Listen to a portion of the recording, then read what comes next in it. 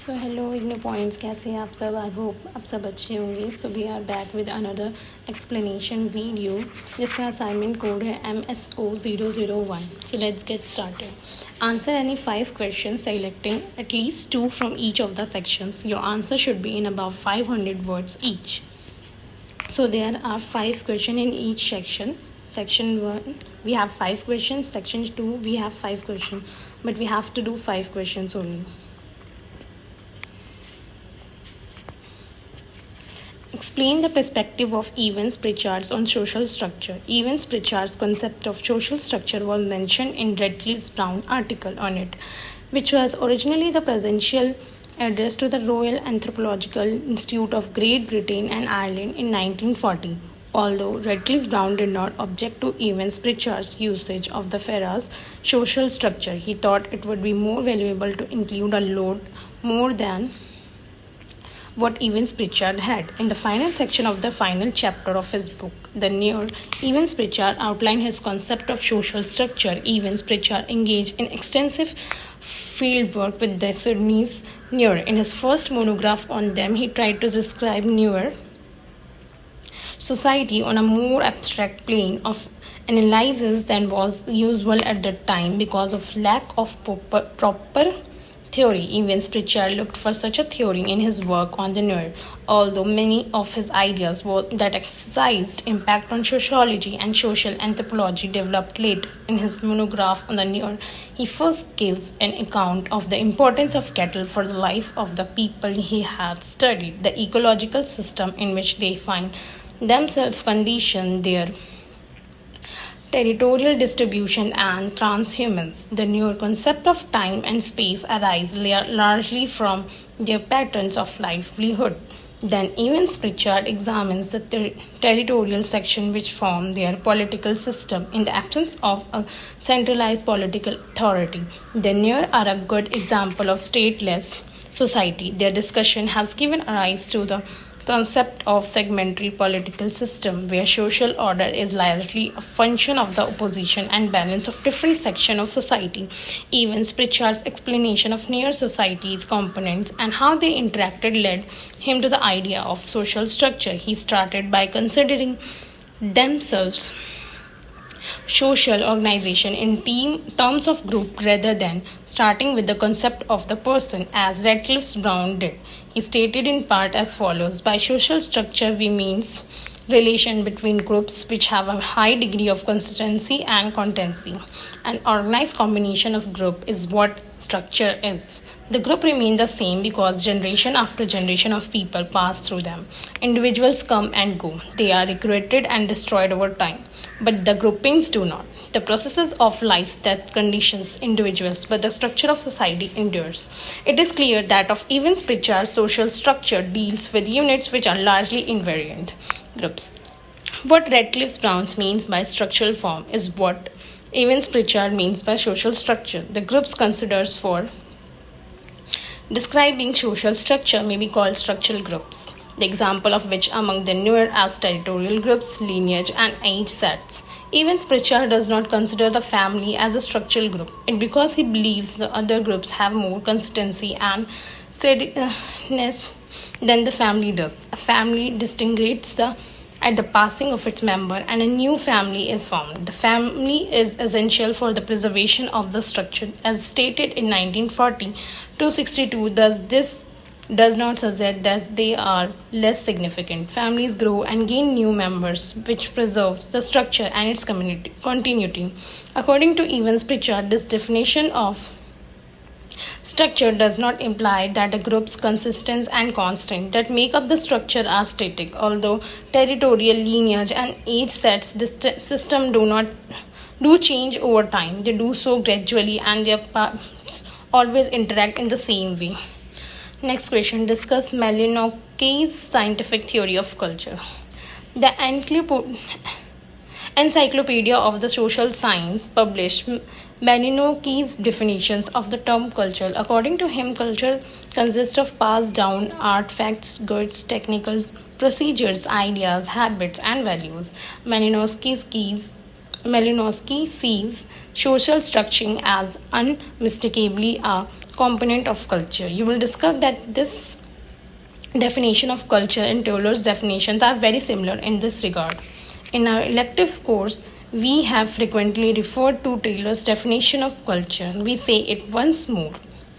According to Taylor, culture is that complicated whole consisting of knowledge, belief, art, law, morals, customs, and all other abilities and habits acquired by men as a member of society. A comparison between the two definitions shows that Taylor stressed and complexity aspect while Malinowski emphasizes the wholeness aspect of culture. The result of Malinowski's meticulous fieldwork were published in 1992 in his well-known book,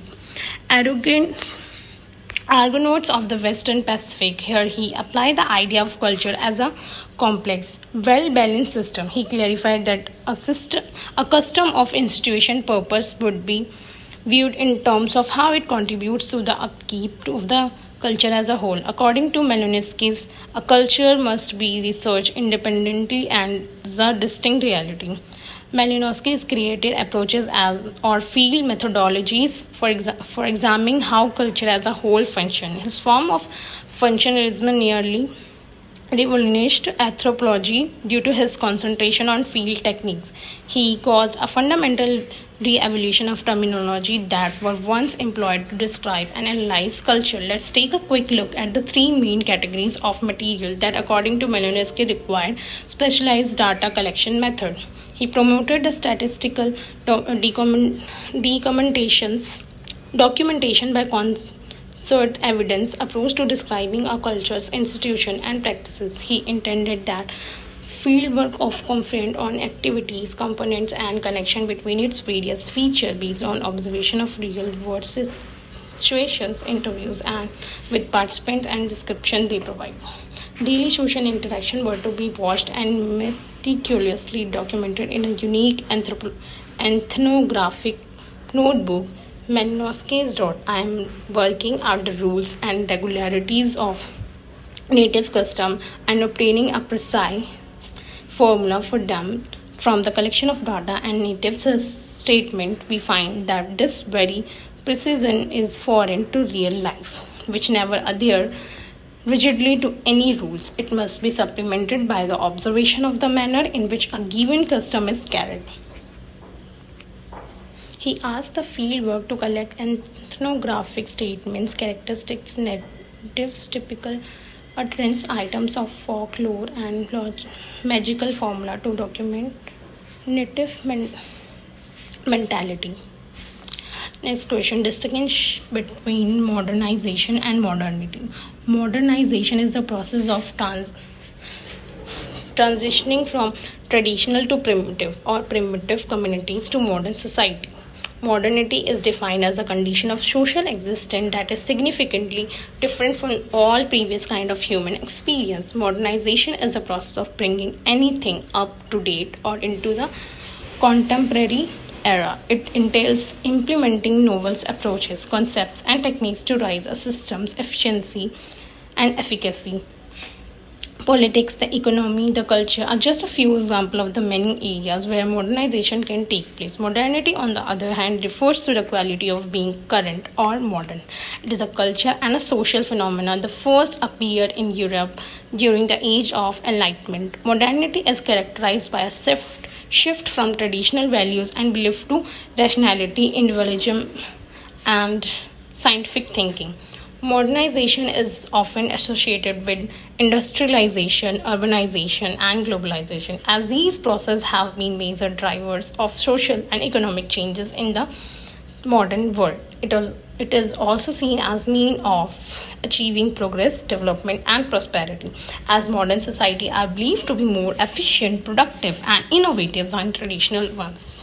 Modernity is a cultural and intellectual movement that emerged in Europe in that late 19th century and spread throughout the world in the 20th century. It is characterized by a break with traditional values, beliefs, and institutions, and the embrace of reason, science, individualism.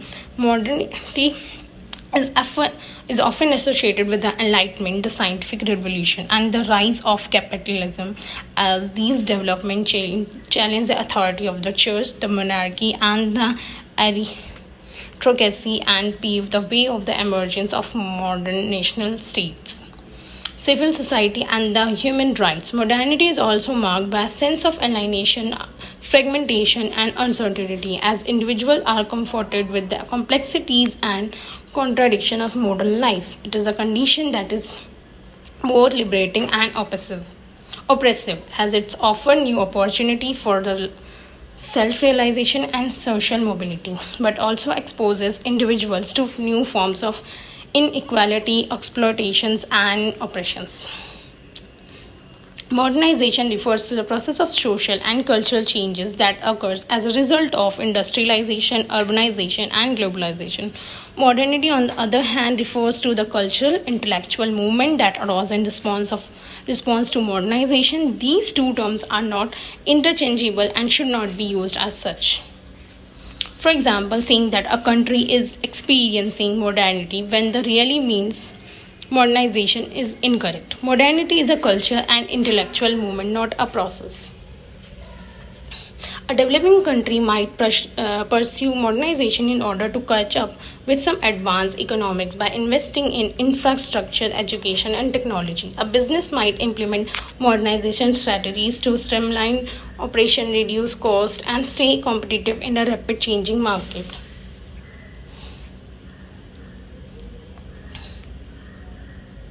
Explain the roles of functions of civil society in a democracy. There are many ways that civil society organization can support the consolidations of democracy. As Diamond notes, civil society may help hold the state accountable by monitoring, limiting, and checking the use of the power. This features has the potential to lessen political corruption which is rampant in developing countries. It can make the government more democratic value and ideas. Civil society organization can play a significant part in increasing the commitment of both the elites and the general public to democracy. Organizations that are involved specifically in the protection of civil rights and freedom as well as political reform can be particularly important in this regard. Basis of government: there can be no government without administrative machinery implementing laws and policies. Civil service are responsible for implementing laws and executing policies framed by the government. Policy formation, stabilizing formation, instrument of social change and economic development. Successful policy implementation will lead to positive changes in the lives of ordinary people. It is only when the promised goods and service reach the intended beneficiaries and government can call any scheme successful. The task of actualizing schemes and policies fall with the officer of the civil service, welfare service, development functions, administrative adjunction. Civil society has an important role to play in consolidating democracy. It needs to be autonomous and able to resist manipulation by the state and business interests. A strong and reliable civil society can represent the interest of the people and the community and serve as a check on the use of power by the state. They are a sign of an increasing strength and assertiveness in civil society in the democracies in Asia. It will be stronger, more autonomous, and play a significant, meaningful role for democratic consolidations in the future. Civil society organization will be more active in stimulating the political awareness of the mass public and encouraging their political participation to protect their own interests. Through these efforts, government can become more accountable and responsive to the people needs, and the elites and the mass public will be more committed to the democracy. Hence, democratic consolidation will be achieved. The government in Asian democracies can accelerate the development of civil society instead of using a corporate model to co-opt civil society and restrict its autonomy. States can provide assistance to civil society organizations to perform their function more effectively. This assistance should be in form of financial support and training of personnel. In addition, civil society's autonomy should not be violated. The government should not be afraid of free civil society since it encourages government to be more honest, accountable, transparent, and responsive to the public demands, which will win the support of the people and strengthen their legitimacy. Next question: what is post-structuralization? Structuralism. Examine Derrida's theory of deconstruction. Post-structuralism. Post-structuralism is against the divine or transcendental wholeness, as was the humanist theory's view. However, anti-humanist is a misnomer and is actually another way of looking at human being, one that is essentially not against individual persons. Further, we find that while structuralism presents reality as relations between binary opposition, post-structuralism vision or reality is a fragmented one. Social process and cultural relations are not viewed as neat oppositions. On the other hand, social and cultural processes are seen in bits and pieces, and the nature of reality is not seen as being amenable to total understanding of a whole process. In philosophy and literature, post-structuralism is a collection of form of theories that both build upon the reject ideas established by structuralism, the intellectual project that preceded it. Although post-structuralists all present different critique of structuralism, common themes among them include the rejection of the self-sufficiency and structuralism, as well as an interrogations of the binary opposition that constrain its structure. Accordingly, post-structuralism discard the ideas of interpreting media within pre-established socially constructed structure. There is theory of deconstruction, the traditional Western philosophical assumption that writing and language are indicative of an external reality known as logocentrism was attacked by Derrida. According to Derrida, a fundamental tenet of conventional Western philosophy is the conviction that exists an unquestionable absolute truth that can be utilized to theorize meaning. It follows this truth becomes the focal point from which all meaning is derived. The concept of paras that is given the label of truth is known as logos, and it is communicated to society through language, which turns the concepts into words. Here it is essential to note that logocentrism emphasizes the difference between the natural meaning of term and its institutionalized meaning. For example, while justice is an abstract idea, the word's subsequent meaning and knowledge, it is institutionalized as laws, which is a written manifestation of the idea. The natural and institutionalized meaning of concepts, according to Derrida, cannot be easily distinguished from one another. Instead, he asserts that institutions and natures are intervened, with the meaning of one impacting the meaning of the other, because as Derrida purposes, nature is formed with reference to institutions. We might confront both nations through their interaction rather than seeing law as the incarnations of justice. If we continue to see the law as a representation of justice, we will ignore all the additional ways that justice be understood that are not covered by written law. Deconstruction thus paralyzes the variety of interpretations that text can have. By disproving the idea that meaning as a concentrational genesis, deconcentration stays loyal to the adage, there is nothing outside to the text.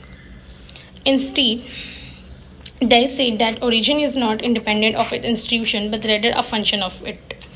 Deconstruction, he continues, happens all the time around us without any special purpose or even consciously. Deconcentration, as previously mentioned, aims to disclose the logic of existing system that rather than to destroy them. This allows for a deeper understanding to the system. The matter itself lacks predictability that cannot lead to the discovery of an unrelated truth. It will simply within the range of possibly interpretations and approaches to the principles and nations that guide us. According to Derrida, the binary of good and evil, masculine and feminine, and black and white are taught to people in Western civilization. When we understand the world in terms of such binary opposition, we inadvertently create hierarchies by according to title the superiority to one half of the binary while deeming the other to be subordinate. Such binary structures only serve to straighten the hierarchies that they already established in reality by rejecting the nation to fixed meaning. Deconsideration questions such orders, which one of its main functions. Since doing so may allow a dominant and subordinate dynamic to remain and allow of an alternate manifestation of fixed meaning, it does not attempt to achieve this by reversing the hierarchies. Deconcentration instead seeks to explore the limits of oppositional meaning and examine the source of ideas in order to prevent dominant institution from regaining control. Deconcentration can be viewed in this light as a process of inquiry as opposed to the pursuit of truth. So यहाँ हमारा assignment खत्म होता है. If you have any query, just WhatsApp us. Thank you.